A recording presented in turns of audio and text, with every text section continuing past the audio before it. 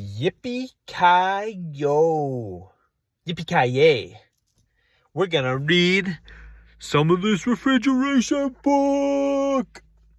Flip to around a page near the beginning. Oh, gonna be reading for a while.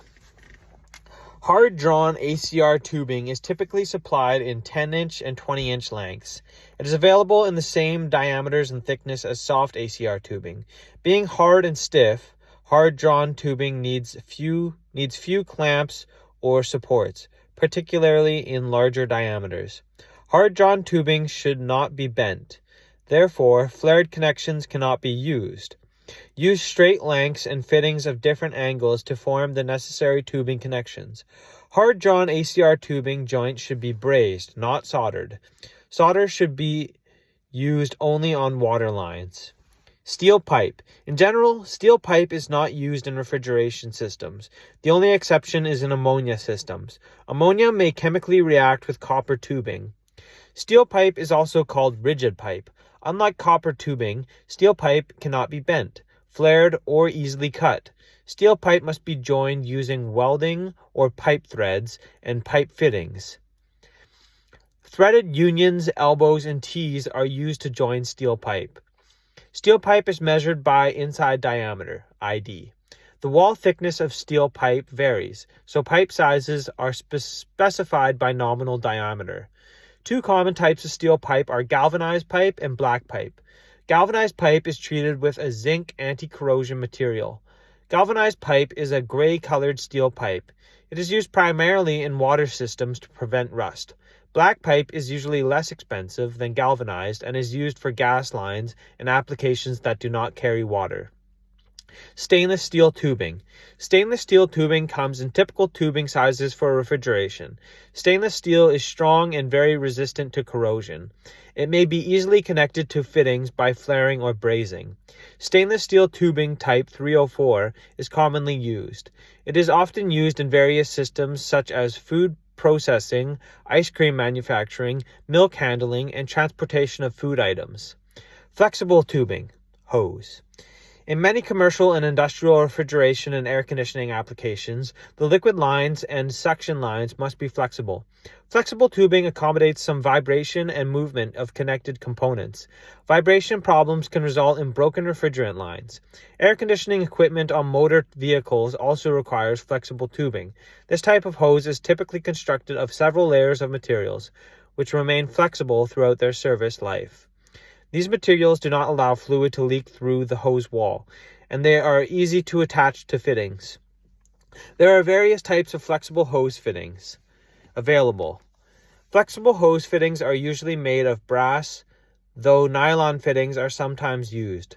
Synthetic rubber O-rings are put on some of these fittings to provide a better seal.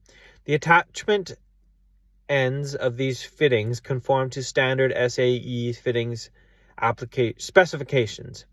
Non-refrigerant tubing and pipe. Non-refrigerant tubing and pipe is used to provide the refrigeration system with water lines and drain lines for condensation. That's a full page. Okay. ABS is appropriate for non-pressure applications where the operating temperature will not exceed 108 degrees Fahrenheit, 82 degrees Celsius. It can be exposed to a wide temperature span, from minus 40 Fahrenheit to 180 Fahrenheit, minus 10 degrees Celsius to 82 degrees Celsius. A variety of lengths of ABS pipe are available. Either solvent cementing or threading can be used to join ABS pipe. ABS can also be connected to steel or copper using transition fittings. PVC pipe. PVC, polyvinyl chloride. Plastic pipe is white. It is commonly used for cold water supply or drain lines. PVC is resistant to corrosion and chemical attack. A safe temperature range for PVC pipe is from minus 100 degrees Fahrenheit to 175 degrees Fahrenheit, which in Celsius is minus 73 to 79, to plus 79. Solvent cementing, threading, or flanging can be used to join PVC. Grades for PVC include Schedule 40 and Schedule 80. Schedule 80 has a thicker wall than Schedule 40, making it more appropriate for higher pressure application. Sizes for PVC pipe are shown below. And there's a figure. And I probably won't look at it. I don't know. You can pause your video if you want and take a look at that. CPVC pipe. CPVC pipe, chlorinated polyvinyl chloride plastic pipe, is a light beige color. It may be used for hot and cold water lines and drains as local building codes permit. CPVC has physical properties similar to or better than PVC. Its maximum service temperature is 210 degrees Fahrenheit, 99 degrees Celsius. It is an excellent material for hot, corrosive liquids. CPVC may be joined by solvent cementing, threading, or flanging. Similar to PVC, grades for CPVC include Schedule 40 and Schedule 80. CPVC is rated to handle water pressure of 100 psi, 700 kilopascals, at a temperature of 180 degrees Fahrenheit, which is 82 degrees Celsius. Both PVC and CPVC come in 10-inch and 20-inch lengths. 10-foot and 20-foot lengths. And I just realized I misspoke on the previous page. When I was talking about hand-drawn ACR tubing, it comes in 10-foot and 20-foot lengths. I knew inches sounded way too small. Okay. Cutting tubing. Two tools are essential in cutting tubing: a hacksaw and a tubing cutter. A hacksaw is preferred for cutting larger hand-drawn copper tubing. A tubing cutter is usually used on smaller soft copper tubing and some aluminum tubing. Figure 4.6 shows both a wheel type and a mini wheel type tubing cutter. Note the attached reamer on the full-size cutter, which is used to remove burrs from the inside of the tubing after cutting. Grooves in the roller wheels allow the cutter to be used to remove a flare from tubing with little waste. Square cutting.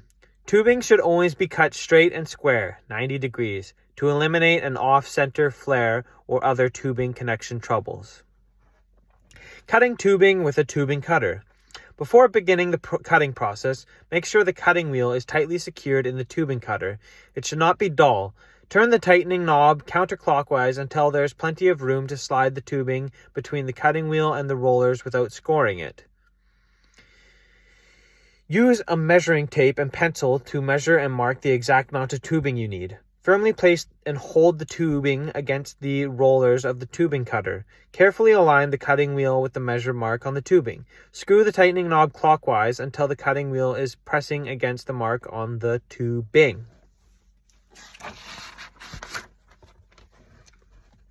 Cutting tubing with a hacksaw.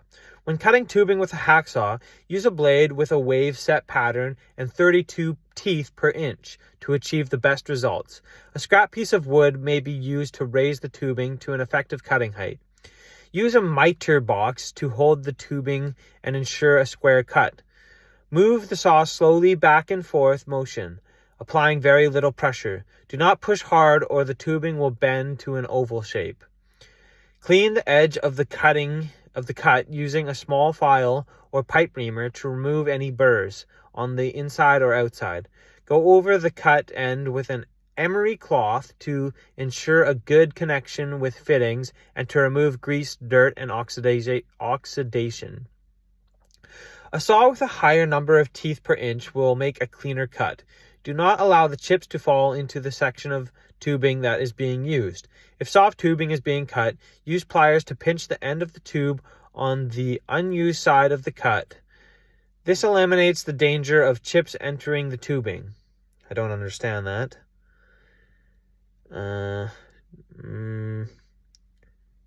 pinch the end of the tube on the unused side of the cut.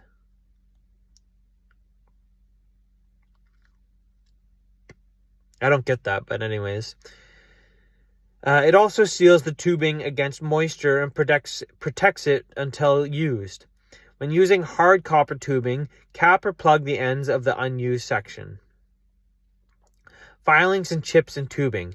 It is important that no filings or chips of any kind enter the tubing. Any foreign object entering the tubing may cause restrictions or cause damage to valves.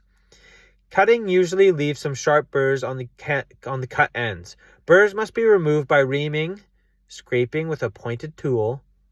Most tubing cutters have a reamer. Squaring and reaming tubing end. Remember to wear gloves and eye protection when using files and deburring tools. File the end of the tube with a 10-inch smooth mill file to make the end square. This will provide the end with full wall thickness. Lightly file the outside edge of the tubing to remove any burrs. Use a reamer or deburring tool to remove inside burrs. Okay.